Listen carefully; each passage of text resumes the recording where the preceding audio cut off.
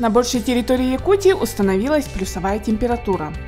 Все устремляются на природу, и вот тут человека может подстерегать опасность, о которой многие не задумываются – клещи.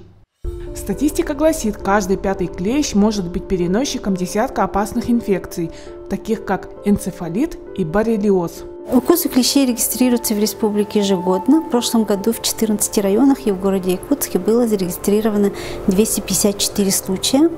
Укусы у нас в основном регистрируются в южной территории. Это Нейрингринский, Алданский, Алекминский районы, западная группа районов, Вилюйская группа районов, ну и центральная группа районов. Это практически все районы. Усть-Алданский, Амгинский, Татинский, Мегино-Кангаласский, Хангаласский, Горный, ну и город Якутск с его пригородами.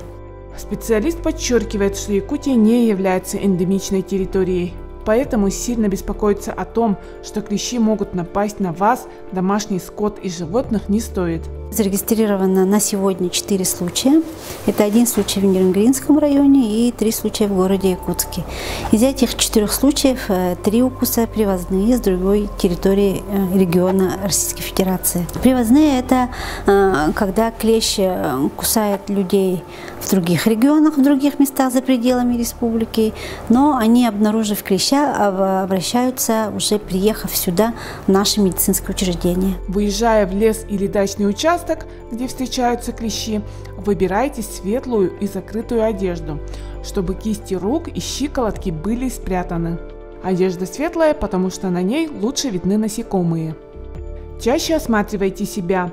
Помните, клещ заползает снизу, а не падает с деревьев. Выбирайте для прогулок солнечные участки, так как клещи обитают в тенистых и влажных местах. Открытые участки тела и одежду лучше обработать репеллентами. Лучшая профилактика от клещей – прививки иммуноглобулина.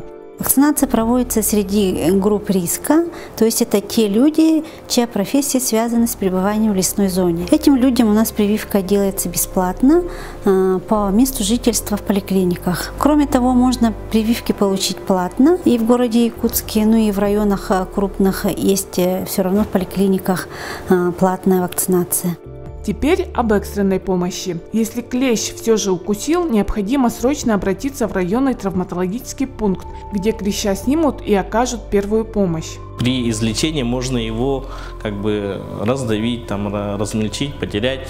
В принципе, поэтому лучше, конечно, обратиться в медицинскую организацию. Мы удаляем хирургическим путем вместе с фрагментом кожи, чтобы лишний раз не травмировать самого клеща, чтобы исследования проводились более объективно. Делаем экстренную профилактику иммуноглобулином, и дальше пациент наблюдается у инфекционистов по месту жительства. Чем быстрее вы придете в медицинскую организацию, получите специфическую профилактику, то тем лучше будет.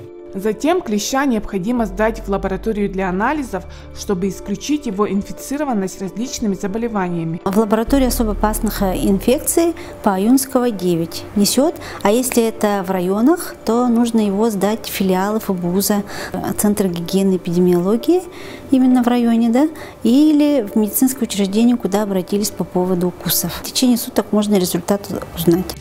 Чтобы ничто не омрачило ваше времяпровождение на природе, соблюдайте эти простые правила. И помните, главное, наш регион не входит в число эндемичных территорий, и пока в этом сезоне не наблюдается всплеска нападения клещей.